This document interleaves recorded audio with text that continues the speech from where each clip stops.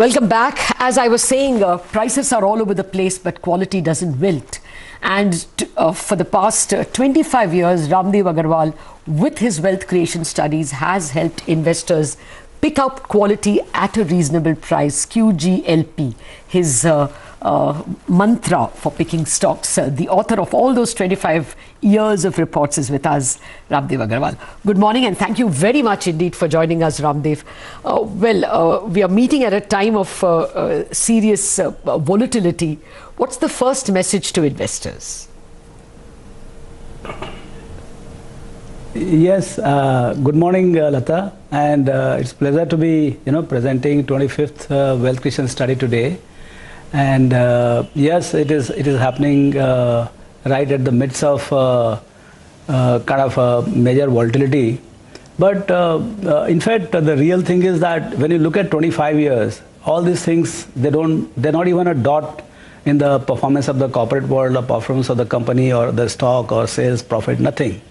So yes, these are the part of the life in markets, and even more severe volatility can come. But wealth creation in the companies are happening irrespective of what's happening in the market. So it's all quotational, and one should not bother too much about it, particularly if you're an investor for the long term. Okay, Ramdev, good morning. So what has been the unique lesson of this year's wealth study? Yeah, no, this year's wealth creation study, when you look at 25 years, everything is a surprise. Whenever we run any screen, everything looks like a surprise. So, one of the thing is, let me just tell you the summary of it, and it's a continuous search for the new thought processes when you look at 25 years. The first is, time is friend of good companies, and equally bad thing, enemy for the bad companies. In 25 years, successful companies have grown to unimaginable levels, in the sense that I asked many guys, those who are good in knowing numbers, and nobody could get anywhere close to like Infosys. What would be the size of Infosys in 95 compared to today, and nobody gets it right. So it is unimaginable, successful companies, how big they grow in sales, profit, and market caps. So that's the first thing. Second, of the top 500 companies in 95, which were in any case very small, the fifth 100 company was very small, and we said there is no point going beyond that. So in 500 companies, only 100 companies have survived. 100 companies have created wealth faster than 9.2% which market did. So there were 100 wealth creating companies out of 500 starting from 95. So there is a massive mortality or massive falling by wayside of a lot of companies. Third, stock returns are slaves of earnings power and growth. And in the very long run, valuations matter less. I mean, when you're talking about 25 years, when it is the successful companies are less than 1% of today's size, profits, and everything. In case of Infosys, it is only 0.1% of the current profits when it was only 13 crores against current year 16,000 crores.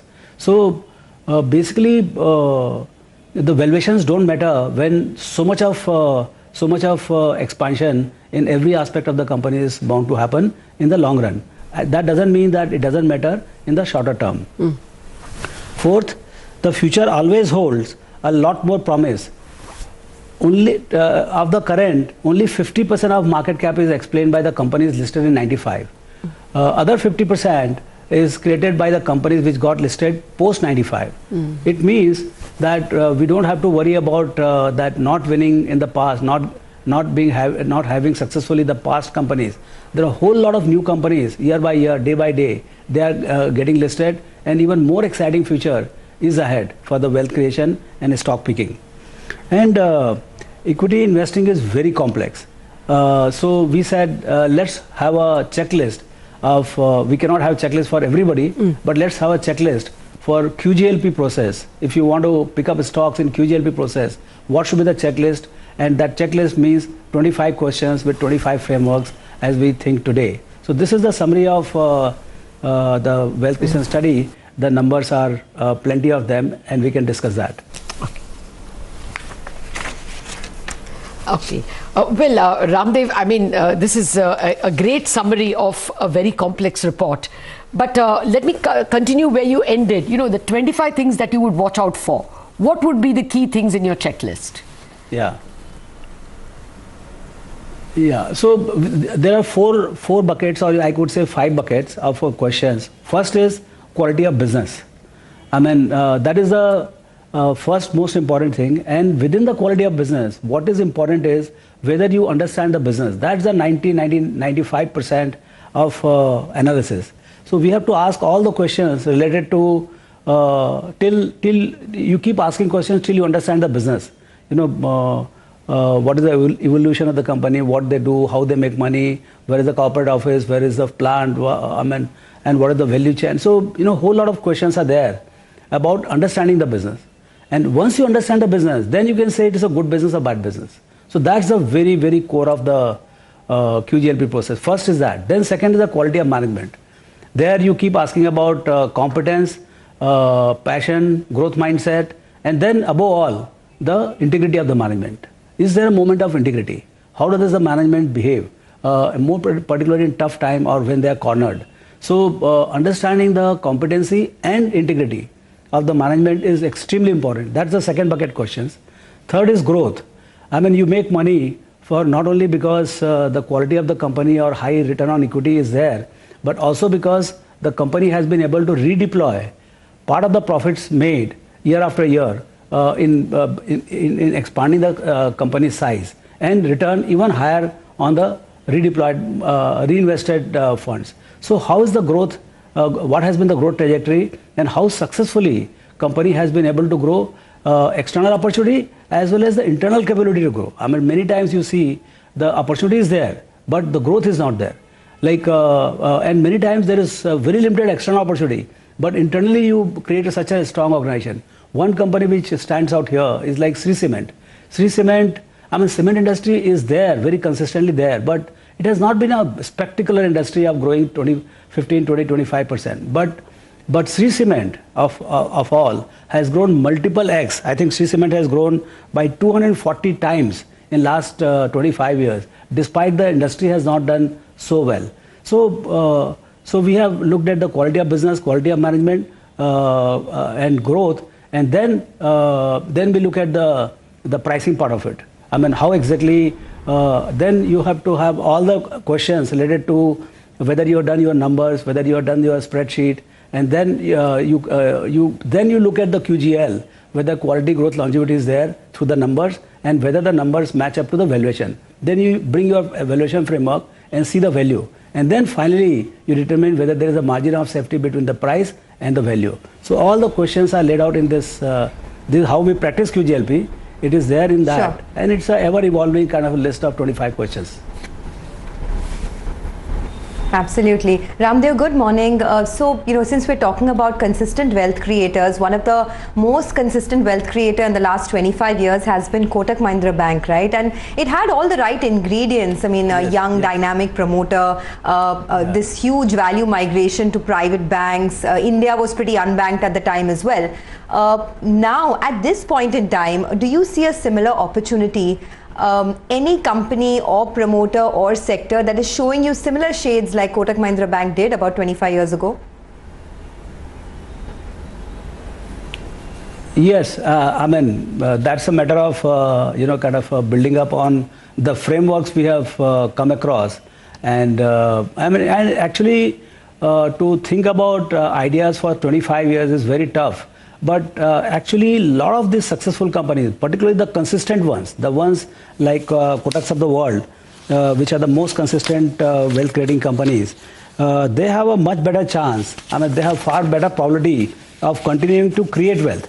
Now, whether they create wealth at the rate of 20-21%, which they have done for the last 25 years, or whether they do a little slower, or maybe even faster in digital world, nobody knows. But they have a peculiar quality of looking at harnessing the external environment and creating organization with the given opportunity in a very consistent fashion.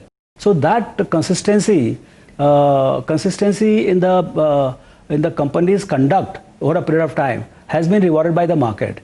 And that's what shows up, whether Kotak Mahindra Bank, Berger Paints, HDFC, Pidilite, Shree Cement, they have been coming from very unconnected kind of industry from each other, and yet they have created wealth. So it has to do with the quality of management. And if that quality of management continues, and the continuity of the managements are very tough beyond 25, 30, 40 years, that would remain I would say the real challenge will be continuity of the management of the current quality for any company. Yeah, Ramdev, in fact, I wanted to extend that point. In the consistent wealth creators, what also stands out is that most of these companies have stuck to one business and have just grown that market. Whether you look at a Pidilite or you look at a Berger Paints, and there's not been too much of a diversification, right? Keep doing the same boring thing again and again. Same thing. Does that stand out? Yeah, same business and same management. Most importantly, the management change is also not there. So the consistency in both sides of it has delivered this wonderful result for the companies. So the real opportunity now are that the newer companies which are coming up, and next generation is coming up, or new companies coming up, a lot of digital space you are seeing, a lot of startups. So those companies, wherever you see the stability in the management and the business, I think that's where I think a lot of wealth will be created by the newer companies, and of course the existing companies will be 50% of the, and see, it is 50% now, in 25 years, but in next 5 years, which is the most relevant horizon, I think almost 60 to 70% will be created by the existing companies. Okay, what's your gut feeling in next 25 years, which could be the new companies that would be part of this list? It's tough. 5 years, okay, at least 5 years. Try to 5 years, yeah. So 5 years, I think you don't have to go anywhere. You'll find very high strike rate from the same companies only. The momentum continues, the management continues, the business environment doesn't change. So you will have almost 2/3 of the companies repeating in the next 5 years. Okay. Ramdev, when you look at the fastest profit, most profitable companies, there's an outsized presence of consumer companies. Hindustan Unilever, Nestle, Colgate, Hero Moto, P&G, Dabur. I mean, they're all consumer companies, but they come expensive. Is that a message that you buy it even if the price is a little uncomfortable? I mean, look at Hindustan Unilever, Nestle. That's what topping your list. Yeah. So, one of the phenomenon has been that, when you look at the numbers, they have not done that badly in terms of profit growth also. But stock growth has been even better because of sustained re-rating. You can keep explaining why the re-rating has happened, whether re-rating is over, this round of re-rating is over and overdone or something like that. That can be an opinion. But these companies have also done very well in terms of earnings growth. That has not been only associated with the re-rating. So fastest, let's start with the fastest wealth creating companies. Infosys, the earnings growth has been 33%, but the price growth has been about 30%. Staggering, 688 times in last 25 years. Pidilite, 25% compounded price growth, but the earnings growth has been about 20%. So earnings growth of 20% is also not bad. It's fantastic. You have Eicher Motors about 23 and 25, Shree Cement 19% PAT growth and price growth of 25%. So there is a large element of re-rating, but that doesn't take away their own performance of very high consistent order of around 20-22% of profit growth. Okay. 1 minute. Yeah, I asked the consumer companies. Sorry, I asked you the consumer companies with a reason. Is it that in the next 5 years, we probably are going to come back to the fashion of the 2000s, where you saw the smokestack, the steels, the infrastructure, the L&Ts, all, that was the best period for them. Is there a chance that that will return? Yes.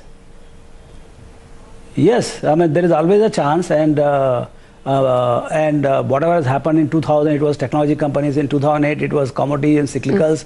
So yes, these fads, these are all fads. These fads will keep happening. In next 3 to 5 years, it can be a different fad, and after that, it could be a very different fad. But that's why the beauty of this 25-year study is it cuts across everything, and it gives you what exactly has been sustainable. So, if you say that commodity prices are going to go up some, say $500 HR to $1,000 HR, of course, still companies will boom. But but the nature of the commodity says that the moment it goes to supernormal profits, the massive capacity comes from the sky. It comes, from somewhere it comes, and the prices again comes below, say 500 or from where they started.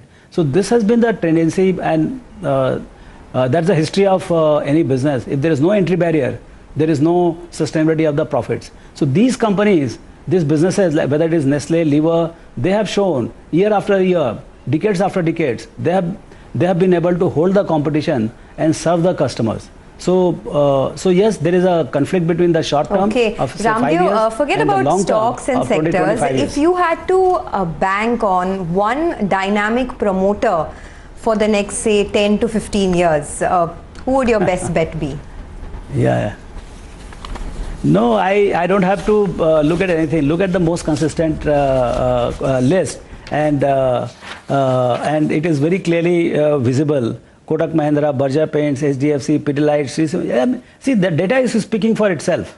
I mean, I don't have to have, my personal view cannot be any better than what data is saying. You see how consistency is being measured. It is a 3-year rolling in 25 years. So out of 23 observations, how many times these companies have delivered? And so it is not a back-ended or front-ended. It is across, throughout. And 21 out of 23 times, or 19 times out of 23 times. So they have performed. I mean, the average is speaking. They are Virat Kohlis of the world. I mean, 47, 48 consistent running average. So it's not about up and down. It is about the consistency. So they have performed with the quality as well as the speed consistently. So they are the companies which to look for. Oh yes, the Virat Kohlis of the world.